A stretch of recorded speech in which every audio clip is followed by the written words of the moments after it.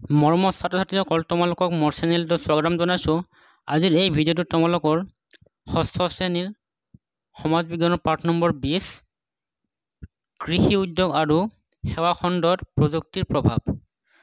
যদি মোৰ ভিডিঅ'টো ভাল লাগে তেন্তে লাইক, শ্বেয়াৰ আৰু কমেণ্ট কৰিবা। তোমালোকৰ ফ্ৰেণ্ডৰ মাজত ভিডিঅ'টো শ্বেয়াৰ কৰিবা আৰু মোৰ চেনেলটি যদি পোনপ্ৰথমবাৰ আহিছে তেন্তে ছাবস্ক্ৰাইব কৰিবা। ছাবস্ক্ৰাইব কৰি বেল আইকনটো প্ৰেছ কৰি দিবা। আগৰ ভিডিঅ'বোৰ যদি চোৱা নাই তেন্তে ডেছক্ৰিপশ্যন বক্সত লিংক দিয়া আছে, অল লেচন পাবা।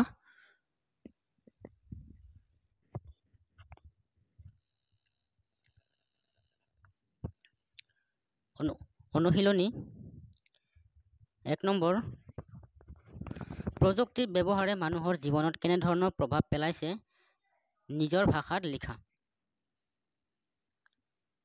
উত্তৰ: প্ৰযুক্তিৰ ব্যৱহাৰে মানুহৰ জীৱনত যথেষ্ট পৰিমাণে প্ৰভাৱ পেলাইছে। প্ৰযুক্তিৰ ব্যৱহাৰে মানুহৰ কষ্ট লাঘৱ কৰাৰ লগতে মূল্যৱান সময়ো ৰাহি কৰিছে। কৃষি উদ্যোগ আৰু সেৱা খণ্ডত প্ৰযুক্তিয়ে নানা পৰিৱৰ্তন আনিছে। বৰ্তমান কৃষকে ট্ৰেক্টৰ, পাৱাৰ টিলাৰ, উন্নত মানৰ বীজ, ৰাসায়নিক সাৰ প্ৰয়োগ কৰি কম মাটিত আৰু কম সময়ত অধিক ফচল উৎপাদন কৰিব পাৰিছে।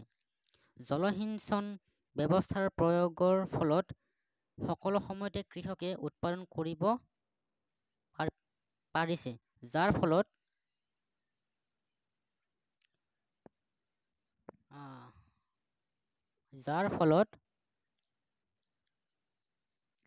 উৎপাদন বৃদ্ধি হৈছে। আধুনিক প্ৰযুক্তিৰ ব্যৱহাৰে উৎপাদিত ফচল বহুখিনি দিনলৈ সতেজ কৰি শীতল ভঁৰালত ৰাখিব পাৰি। গৰু, ম'হ, হাঁহ-ছাগলী, মীন পালনৰ ক্ষেত্ৰতো নানা প্ৰযুক্তি ব্যৱহাৰ কৰি উৎপাদন বৃদ্ধি হৈছে। প্ৰযুক্তিৰ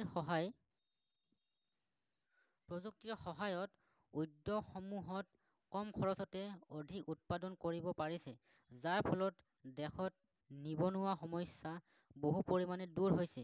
mobile phone, television, computer, internet আদি ব্যৱহাৰ এতিয়া মানুহে ঘৰতে বহি দেশ-বিদেশৰ খা-খবৰ ল'ব পৰা হৈছে। 2 নম্বৰ, কৃষি আৰু উদ্যোগ খণ্ডত প্ৰযুক্তিৰ ব্যৱহাৰৰ ফলত কি কি পৰিৱৰ্তন আহিছে? উত্তৰ: কৃষি আৰু উদ্যোগ খণ্ডত প্ৰযুক্তিয়ে নানা পৰিৱৰ্তন আনিছে। বৰ্তমান কৃষকে ট্ৰেক্টৰ, পাৱাৰ টিলাৰ, উন্নত মানৰ বীজ, ৰাসায়নিক সাৰ প্ৰয়োগ কৰি কম মাটিত আৰু কম সময়ত অধিক ফচল উৎপাদন কৰিব পাৰিছে। জলসিঞ্চন ব্যৱস্থাৰ প্ৰয়োগৰ ফলত সকলো সময়তে কৃষকে উৎপাদন কৰিব পাৰিছে, যাৰ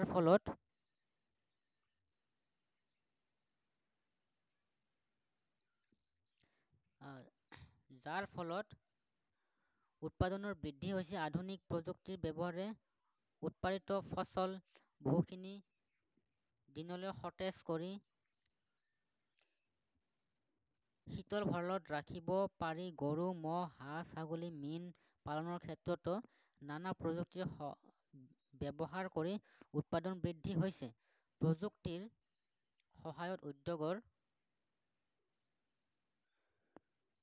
সহায়ত উদ্যোগসমূহত কম খৰচতে অধিক উৎপাদন কৰিব পাৰিছে, যাৰ ফলত দেশত নিবনুৱা সমস্যা বহু পৰিমাণে দূৰ হৈছে।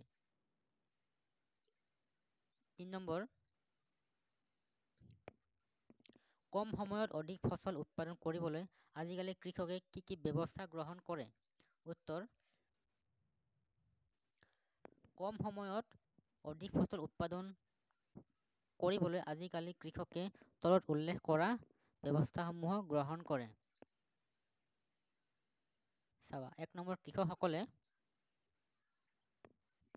নাঙলৰ পৰিৱৰ্তে ট্ৰেক্টৰ, পাৱাৰ টিলাৰ আদি ব্যৱহাৰ কৰি কম সময়ৰ ভিতৰত অধিক মাটি চহাব পৰা হৈছে, যাৰ ফলত উৎপাদন বৃদ্ধি হৈছে। জলসিঞ্চনৰ ব্যৱস্থাৰ প্ৰয়োগ কৰি সকলো সময়ত সকলো ধৰণৰ খেতি কৰিব পৰা হৈছে। উন্নত মানৰ বীজ আৰু ৰাসায়নিক সাৰ প্ৰয়োগ কৰি কম মাটিত অধিক ফচল উৎপাদন কৰিব পৰা হৈছে।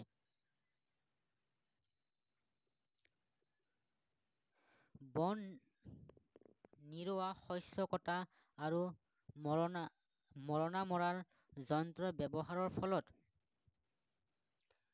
কম সময়তে আৰু কম কষ্টত উৎপাদন কৰিব পৰা হৈছে। পোক-পতংগৰ আক্ৰমণৰ পৰা শস্য ৰক্ষা কৰিবলৈ নানা ধৰণৰ কীটনাশক দ্ৰব্য ব্যৱহাৰ কৰাৰ ফলত উৎপাদন বৃদ্ধি হৈছে। 4 নম্বৰ, তুমি জনা অসমৰ কেইটামান উদ্যোগৰ নাম লিখা। উত্তৰ, মই জনা অসমৰ কেইটামান উদ্যোগৰ নাম হ'ল চেনিকল উদ্যোগ, চাহ উদ্যোগ, তেল উদ্যোগ, কাগজ উদ্যোগ, পাট-মুগা উদ্যোগ, কাঁহ-পিতল উদ্যোগ, পাট-মুগা শিল্প ইত্যাদি। 5 নম্বৰ, ইণ্টাৰনেট সেৱাৰ জৰিয়তে কেনেদৰে লাভৱান হ'ব পাৰি লিখা। উত্তৰ, ইণ্টাৰনেট সেৱাৰ জৰিয়তে গোটেই পৃথিৱীখন গোলকীয় গাঁৱত পৰিণত হৈছে। এতিয়া মানুহে ঘৰতে বহি ইণ্টাৰনেট সহায়ত দেশ-বিদেশৰ পৰা বাতৰি গ্ৰহণ কৰিব পৰা হৈছে। ইণ্টাৰনেট সেৱাৰ জৰিয়তে বিভিন্ন বিষয়ৰ অলেখ তথ্য পাতি সহজতে সংৰক্ষণ কৰিব পৰা পাৰি। মনোৰঞ্জনৰ কাৰ্যকলাপবোৰ এই সেৱাৰ জৰিয়তে উপভোগ কৰিব পাৰি। ই-মেইলৰ জৰিয়তে এতিয়া নিমিষতে পৃথিৱীৰ যিকোনো ঠাইলৈ যিকোনো খবৰ, তথ্য, ভিডিঅ' প্ৰেৰণ কৰিব পাৰি। 6 নম্বৰ, চিকিৎসা সেৱাত ব্যৱহাৰ কৰা কেইবিধমান যন্ত্ৰৰ নাম উল্লেখ কৰা। সেইবোৰৰ সহায়ত কি কৰা হয়, শিক্ষকৰ সহায়ত লিখা। উত্তৰ, থাৰ্মোমিটাৰ। থাৰ্মোমিটাৰ শৰীৰৰ উষ্ণতা জোখে।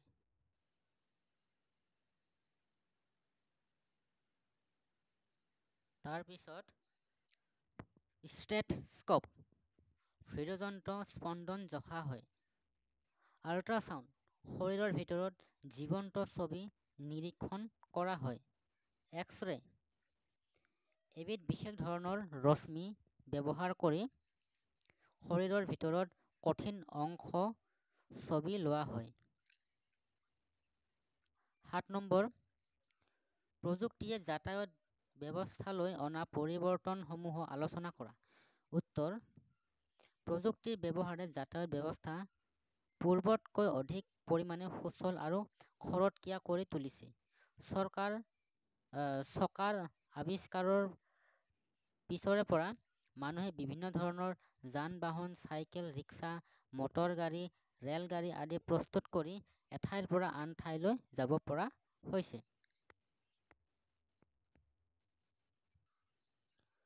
উৰাজাহাজ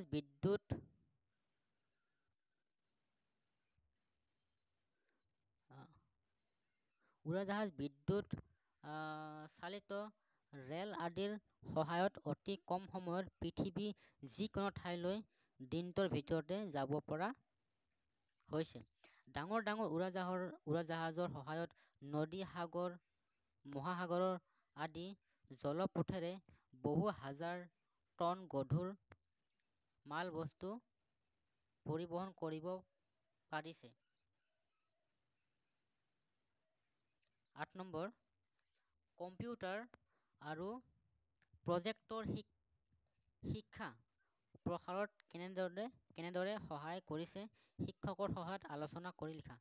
উত্তৰ, কম্পিউটাৰ আৰু প্ৰজেক্টৰ শিক্ষা প্ৰসাৰত আমূল পৰিৱৰ্তন আনিছে। ছাত্ৰ-ছাত্ৰীয়ে কম্পিউটাৰ আৰু প্ৰজেক্ট সহায়ত কোনো বিষয় ভিডিঅ' বা ছবি যোগেদি চাই শিক্ষকে শিকোৱা কথাবোৰ পুংখানুপুংখভাৱে আয়ত্ত কৰাত সুবিধা হৈছে। ছাত্ৰ ছাত্ৰীক কম্পিউটাৰ আৰু প্ৰজেক্টৰে ভিডিঅ' বা ছবি দেখাই শিক্ষকে পৃথিৱীৰ যিকোনো ঠাইৰ শিক্ষা দিব পাৰিছে। ছাত্ৰ ছাত্ৰীয়ে বিভিন্ন ঠাইৰ পুথিসমূহ অধ্যয়ন কৰিব পাৰিছে। 9 নম্বৰ, খালী ঠাই পূৰ কৰা। ক নম্বৰ, উন্নত মানৰ ডেছ আৰু ৰাসায়নিক সাৰৰ প্ৰয়োগৰ ফলত আজিকালি কম মাটিতে ডেছ ফচল উৎপাদন হয়। উত্তৰ, উন্নত মানৰ বীজ আৰু ৰাসায়নিক সাৰৰ প্ৰয়োগৰ ফলত আজিকালি কম মাটিতে অধিক ফচল উৎপাদন হয়। খ নম্বৰ, বৰ্তমান সময়ত ডেছ স্থাপন কৰি ফচলসমূহ বহুদিনলৈ ডেছ সংৰক্ষণ কৰিব পাৰি। উত্তৰ,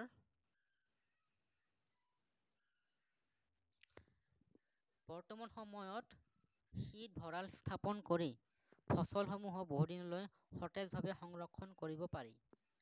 গ নম্বৰ, ইণ্টাৰনেট সেৱাৰ জৰিয়তে বিভিন্ন বিষয়ৰ অলেখ তথ্য পাতি সহজতে ডেছ কৰিব পাৰি। উত্তৰ, ইণ্টাৰনেট সেৱাৰ জৰিয়তে বিভিন্ন বিষয়ৰ অলেখ তথ্য পাতি সহজতে সংৰক্ষণ কৰিব পাৰি। ঘ নম্বৰ, ডেছ হ'ল পৃথিৱীৰ চাৰিওফালে কৃত্ৰিমভাৱে প্ৰদক্ষিণ কৰাই ৰখা মহাকাশ স্থাপিত এটা যন্ত্ৰ। উত্তৰ, কৃত্ৰিম উপগ্ৰহ হ'ল পৃথিৱীৰ চাৰিওফালে কৃত্ৰিমভাৱে প্ৰশিক্ষণ কৰাই ৰখা মহাকাশত স্থাপিত কৰা এটা যন্ত্ৰ। মৰমৰ ছাত্ৰ ছাত্ৰীসকল, আজিলৈ ইমানেই। মোৰ ভিডিঅ'টো যদি ভাল লাগে তেন্তে লাইক, শ্বেয়াৰ, কমেণ্ট কৰিবা আৰু মোৰ চেনেলটি ছাবস্ক্ৰাইব কৰিবা। আগৰ ভিডিঅ'বোৰ যদি চোৱা নাই তেন্তে ডেছক্ৰিপশ্যন বক্সত লিংক দিয়া আছে, তোমালোকে চাই